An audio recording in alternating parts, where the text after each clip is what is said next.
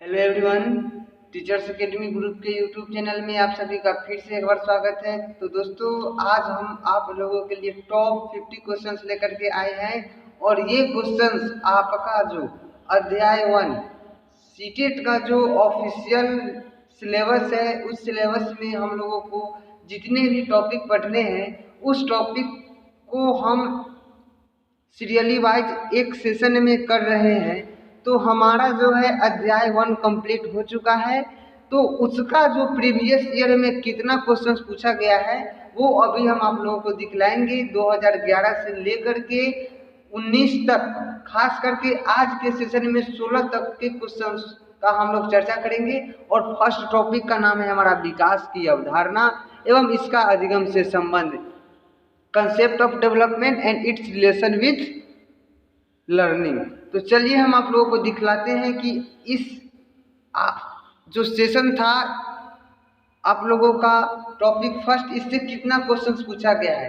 तो ध्यान से देखिए, आप लोग पढ़ लीजिएगा। ऊपर का लिखा हुआ दिया गया है कि वर्ष 2011 में 1 प्रश्न, 2012 में 2 प्रश्न, 13 में 1 प्रश्न, 14 में 1 प्रश्न और 15 में 16 प्रश्न, 6 प्रश्न, 15 में 6 प्रश्न और 16 में 4 प्रश्न पूछा गया है। देखिए, आपको पता लग गया होगा कि ये टॉपिक कितना इम्पोर्टेंट था। और ये टॉपिक जो है आपको हम केवल एक वीडियो में कवर किए हैं, वो भी वीडियो होगा 30 मिनट्स का, लगभग हाफ आवर का, यानी आधा घंटा का वो वीडियो है। जा कर के आप लोग देख लीजिएगा। CDP पेडागोजी के नाम से प्लेलिस्ट बना हुआ है, टीचर्स एकेडमी ग्रुप के यूट्यूब चैनल में जा कर के देख लीजिएगा। तो चलिए, अब आप लोगों से आशा है कि हर रोज की तरह आज भी आप लोग कॉपी पेन लेकर के बैठे हुए होंगे, क्योंकि आपको पता है कि क्वेश्चंस को किस तरीके से हम आप लोगों को समझाते हैं। तो चलिए, आज के सेशन का फर्स्ट क्वेश्चन हम स्टार्ट करते हैं। जी हाँ दोस्तों, अब एक बात बता दें आप लोगों को कि क्वेश्चन सॉल्यूशन करने से पहले आप लोग माइंड को कंसंट्रेट करके ध्यान से शांति से बैठेंगे, क्वेश्चंस को पढ़ेंगे और जो सबसे उपयुक्त विकल्प लगेगा उसे ही टिक करेंगे। और आपको दिख रहा होगा कि ये जो क्वेश्चन है सीटेट जून 2011 में पूछा जा चुका है, यानी प्रीवियस ईयर में। हम पहले ही बताए हैं कि जितने भी एग्जाम हुआ है सीटेट का 2011 से लेकर के अभी तक, वो सभी सेशन का क्वेश्चंस आज हम डिस्कशन करेंगे। और केवल एक टॉपिक, विकास की अवधारणा, जो टॉपिक 1 है, उसी से ये सभी क्वेश्चंस आते हैं। तो चलिए, जो स्टूडेंट नए होंगे वीडियो को लाइक करेंगे और चैनल को सब्सक्राइब करके एक बार शेयर कर देंगे, ताकि आपके साथ साथ आपके फ्रेंड्स का भी भलाई हो जाएगा। आपको दिख रहा है यहाँ पे हमारे चैनल का नाम है और मैं हरियोत सर आप लोगों को टीचिंग करवा रहा हूँ।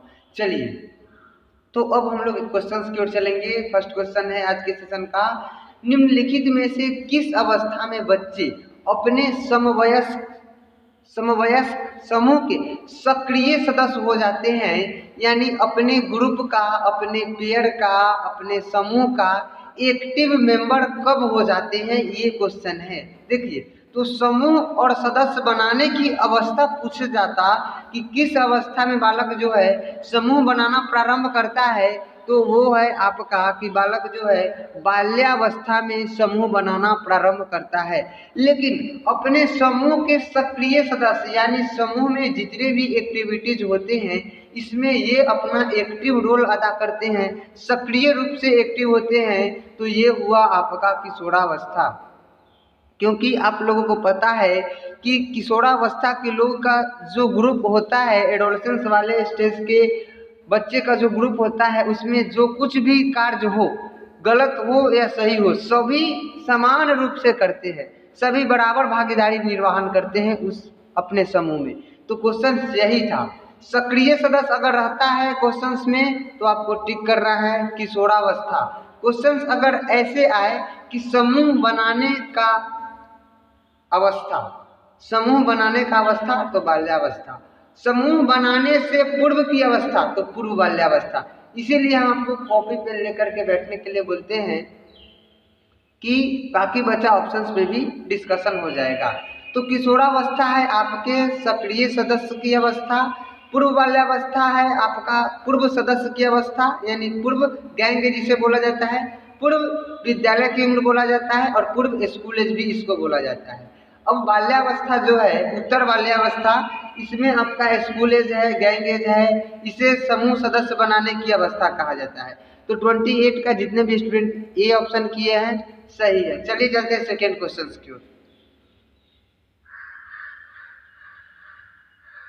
चलिए आज के सेशन का सेकेंड क्वेश्चन आपके डिस्प्ले पे दिख रहा है, ध्यान से आंसर कीजिएगा। ये क्वेश्चन है सीटेट जनवरी 2012, यानी जनवरी 2012 में जो क्वेश्चंस पूछा गया था वो क्वेश्चंस आपको अभी डिस्प्ले पे दिख रहा है और यह टॉपिक 1 से क्वेश्चन है जो आपको हम पढ़ा चुके हैं। जो नहीं पढ़े होंगे वो जाकर के पढ़ लेंगे, वीडियो अवेलेबल है।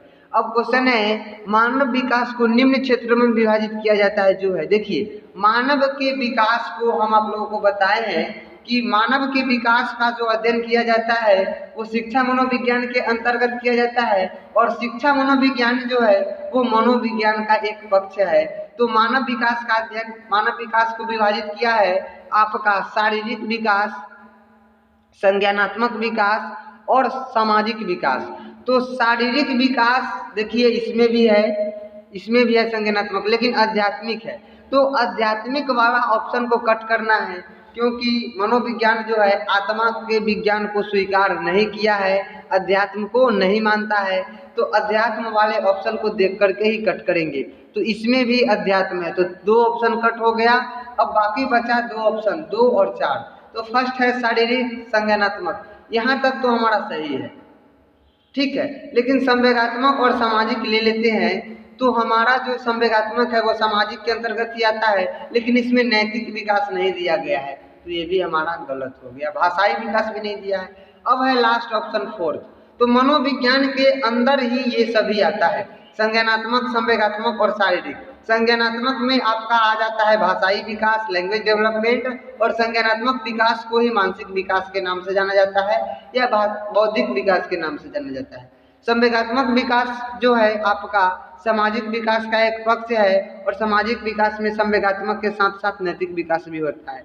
अब शारीरिक विकास, इसमें मोटर डेवलपमेंट, मोटर स्किल का डेवलपमेंट होता है जो 2 है, एक है सूक्ष्म गति कौशल और एक है स्थूल गति कौशल। सूक्ष्म गति कौशल के अकॉर्डिंग आएगा आपको लिखना, बुनाई करना, पेंटिंग करना, चित्रकला, यानी आपके शरीर के छोटे पार्ट का यूज है वहाँ पे स्थूल गति कौशल, सूक्ष्म गति कौशल, और जहाँ पे आपके शरीर के बड़े पार्ट का यूज है वहाँ पे स्थूल गति कौशल, दौड़ना, कूदना, खेलना, ये सभी स्थूल गति कौशल के अंतर्गत आएगा। तो 29 का ऑप्शन नंबर डी जितने भी स्टूडेंट किए हैं। चलिए चलते हैं 13 नंबर क्वेश्चन की ओर। आज के सेशन का तीसरा क्वेश्चन ये देखिए, नवंबर 2012 में 2 क्वेश्चन पूछा गया था जिसमें दूसरा क्वेश्चन आपके डिस्प्ले पे है जो आज के सेशन का तीसरा है।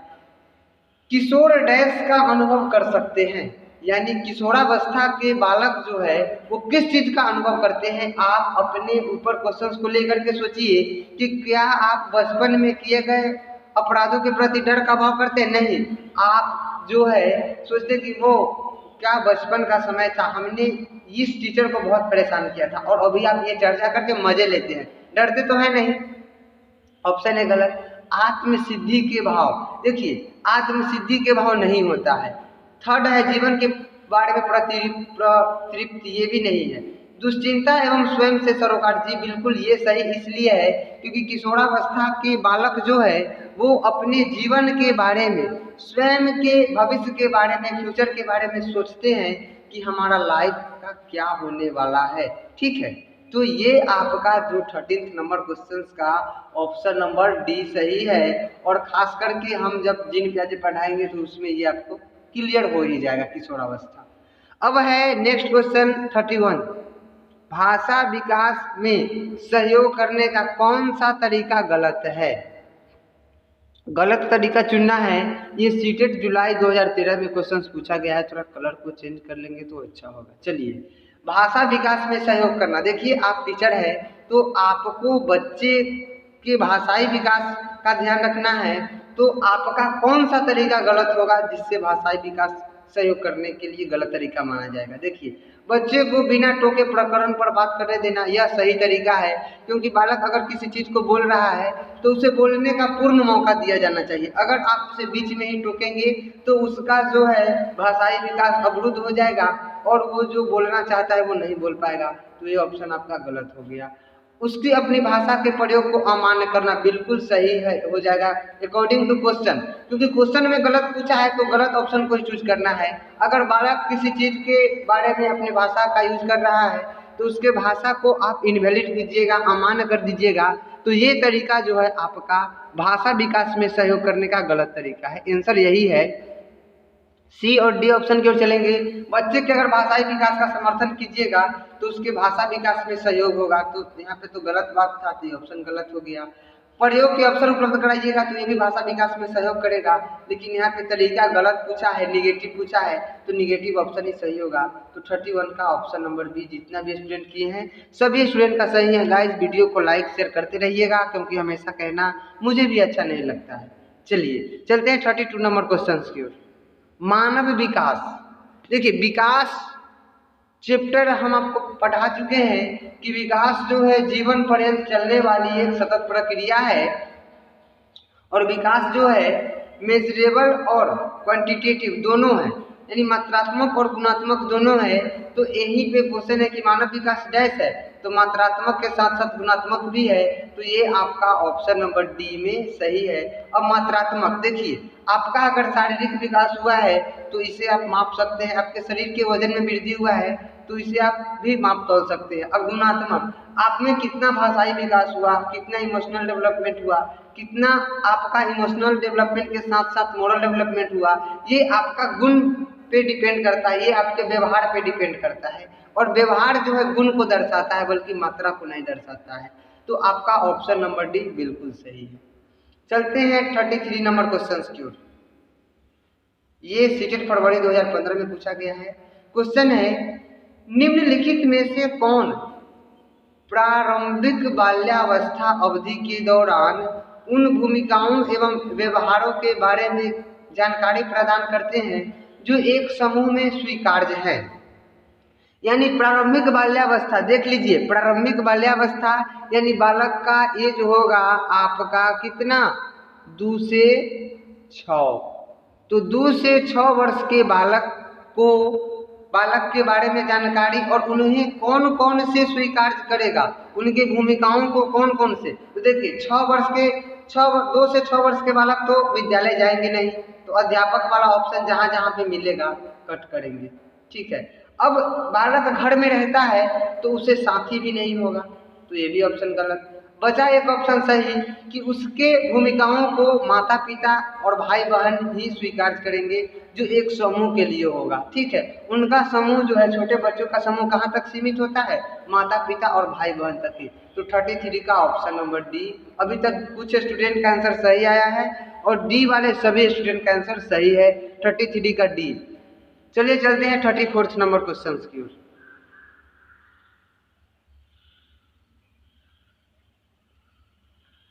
ध्यान से आंसर कीजिएगा, गलती बहुत कम होना चाहिए, न के बराबर। निम्नलिखित में से कौन सा आयु समूह परवर्ती बाल्यावस्था श्रेणी के अंतर्गत आता है। देखिए ये क्वेश्चन आपको कंफ्यूजन करेगा, क्योंकि यहाँ पे परवर्ती दे दिया गया है और आपको इस प्रकार का क्वेश्चन जो है बहुत ज़्यादा कंफ्यूजन में डालता है। देखिए पूर्ववर्ती बाल्यावस्था यानी पूर्व बाल्यावस्था, परवर्ती बाल्यावस्था यानी उत्तर बाल्यावस्था। तो उत्तर बाल्यावस्था का एज आपको यहाँ से पूछ रहा है, आंसर करेंगे कौन सा होगा। देखिए 11 से 18 तो ये किशोरावस्था के अकॉर्डिंग है, ये है आपका किशोरावस्था के बाद, और ये है आपका शैशवावस्था, तो ये तो गलत हो गया। बच रहा है एक ऑप्शन डी, ये हो गया आपका 6 से 11, 34 नंबर का, ये है परवर्ती बाल्यावस्था के श्रेणी के अंतर्गत आता है। अगर यहाँ पे उत्तर बाल्यावस्था होता तो आप लोग कर देते, ठीक। तो ध्यान से इसीलिए कहते हैं कि लिख लीजिएगा, पूर्व बाल्यावस्था को पूर्ववर्ती बाल्यावस्था कहा जाता है, उत्तर बाल्यावस्था को परवर्ती बाल्यावस्था भी कहा जाता है। और पूर्ववर्ती बाल्यावस्था का एज होगा आपका 2 से 6, परवर्ती बाल्यावस्था का एज है आपका 6 से 11। तो 34 का ऑप्शन नंबर डी सही है। चलिए चलते हैं नेक्स्ट क्वेश्चन 35। आज के सेशन में 15 फुल क्वेश्चन होंगे, कुल 15 क्वेश्चन। जी हाँ दोस्तों, चलिए 35 नंबर क्वेश्चन आपके डिस्प्ले पे है। ये सीटेट फरवरी 2015 का क्वेश्चन है। कोई भी नाराज हो सकता है, यह आसान है, परंतु एक सही व्यक्ति के ऊपर सही मात्रा में सही समय पर सही उद्देश्य के लिए तथा सही तरीके से नाराज होना आसान नहीं है, यह संबंधित है। ध्यान से आंसर कीजिएगा तो गलत नहीं होगा।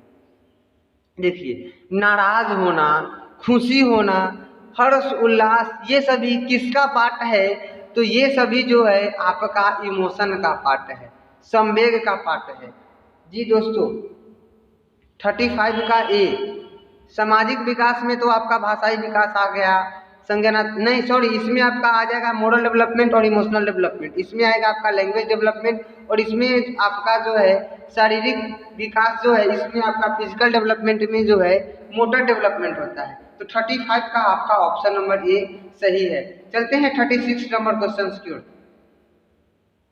शैशव काल की अवधि, इन्फेंसी का एज पूछ रहा है, तो ध्यान से आंसर कीजिए। सभी कंफ्यूजन वाले ऑप्शन दिए हुए हैं। सीटेट सितंबर 2015 का यह क्वेश्चन है, शैशव काल की अवधि है। देखिए, शैशवावस्था सभी जगह आपको मिलेगा 0 to 6, जहाँ पे पूर्व और उत्तर बाल्यावस्था की बात नहीं होगी। अगर जहाँ पे पूर्व बाल्यावस्था और उत्तर बाल्यावस्था की बात होगी, वहाँ पे उसका एज हो जाता है जन्म से 2 वर्ष। तो शैशवावस्था का अवधि जो है जन्म से 2 वर्ष है, और यह आपका ऑप्शन नंबर 1 में है। 36 का आपका ऑप्शन नंबर 1 सही है। अब चलते हैं नेक्स्ट क्वेश्चन 37 की ओर। ये क्वेश्चन आपका सीटेट सितंबर 2015 के एग्जाम में पूछा जा चुका है। मध्य बाल्यावस्था, ध्यान से सुनिएगा, मध्य बाल्यावस्था यानी 6 to 8, 6 से 8 वर्ष का बालक होगा मध्य बाल्यावस्था, यानी पूर्व बाल्यावस्था और उत्तर बाल्यावस्था के बीच का जो एज है, उसमें बच्चों का भाषा किसके बजाय किसके होता है? तो इस स्टेज के बालक का जो भाषा होता है सामाजिक रीत के बजाय अहम केंद्रित अधिक होता है। यानी इस स्टेज के बालक जो भी बात बोलते हैं वो अपने आप फायदा के लिए बोलते हैं, जिससे उनका खुद का फायदा हो, इसलिए सामाजिक के बदला अहम केंद्रित होता है। 37 का आपका ऑप्शन नंबर ए सही है। चलिए चलते हैं 38 नंबर क्वेश्चन की ओर। अब विकास किससे किसके ओर होता है? विकास की दिशा का सिद्धांत हम बताए थे, सेफेलोपोडल और प्रोक्सिमो डिजिटल। तो निकट दूर और शिरोन्मुखी जो सर से पैर की ओर होता है, जिसे मस्तकोद्मुखी भी बोला जाता है। 38 का आंसर करेंगे जल्द से जल्द। विकास डैश से डैश की ओर होता है, यानी विकास किससे किसके ओर होता है, यह सीटेट सितंबर 2015 का क्वेश्चन है। तो विकास जो है आपका कहाँ से कहाँ की ओर होता है? ध्यान से आंसर कीजिएगा। देखिए, सरल से कठिन की ओर होता है, जटिल से कठिन की ओर नहीं। साधारण से साधारण ये तो वो है ही नहीं, विशिष्ट से सामान्य नहीं, सामान्य से विशिष्ट की ओर होता है विकास। अब किन्हीं को कंफ्यूजन हुआ कि सामान्य क्या है और विशिष्ट क्या है, तो आपको बता दे कि शैशवावस्था के बालकों को अगर आप फोन दीजिएगा, मोबाइल दीजिएगा, तो वो दोनों हाथ से पूरे हाथ को फैलाएगा फोन पकड़ने के लिए। अगर जैसे जैसे बालक का विकास होगा, उसे अगर फोन दीजिएगा तो वो केवल अपने एक हाथ को बढ़ा करके और उंगली से फोन पकड़ेगा। तो ये हुआ उसका सामान्य से विशिष्ट, यानी पहले जनरल उसके बाद स्पेसिफिक, यानी पहले सभी पार्ट का यूज करता है, उसके बाद अपने अंगों पे बैलेंस बना करके उस अंगों के छोटे छोटे पार्ट को यूज करना जान जाता है। तो विकास जो है सामान्य से विशिष्ट की ओर यानी जनरल टू स्पेसिफिक होता है। तो 38 का आपका ऑप्शन नंबर डी सही है। चलिए चलते हैं नेक्स्ट क्वेश्चन 39। विकास की गति एक व्यक्ति से दूसरे में भिन्न होता है, किंतु यह एक डैश नमूने का अनुगमन करता है। विकास की गति एक दूसरे में हमेशा भिन्न होता है, ठीक है, क्योंकि भिन्नता का सिद्धांत हम आप लोगों को बता चुके हैं। सभी में विकास भिन्न गति से होता है, फिर भी यह एक स्ट्रक्चर का फॉलो करता है, यह एक डैश नमूने का, एड़ी से चोटी नहीं, एड़ी से चोटी नहीं, ये है मस्तकोद्मुखी होता है, यह गलत, अव्यवस्थित नहीं, अप्रत्याशित नहीं, क्रमबद्ध और व्यवस्थित होता है, ठीक है। यह सीक्वेंसुअल होता है, ये एक सीक्वेंस में होता है, ये नहीं कि पहले ये चीज का पार्ट पहले पैर बढ़ेगा तो आपका फिर बाद में हाथ बढ़ेगा, सभी एक निश्चित क्रम में और व्यवस्थित तरीके से बढ़ता है। 39 का आपका ऑप्शन नंबर डी यह क्वेश्चन सीटेट फरवरी 2016 में पूछा जा चुका है। अब है 40वां नंबर क्वेश्चन। विकास के लिए निम्नलिखित में से कौन सा एक उचित है? सीटेट फरवरी 2016 का क्वेश्चन है, ध्यान से आंसर करना है आप लोगों को। कौन सा उचित है? 40वां क्वेश्चन। गाइस इसके बाद मात्र 2 क्वेश्चन और बचे हुए हैं।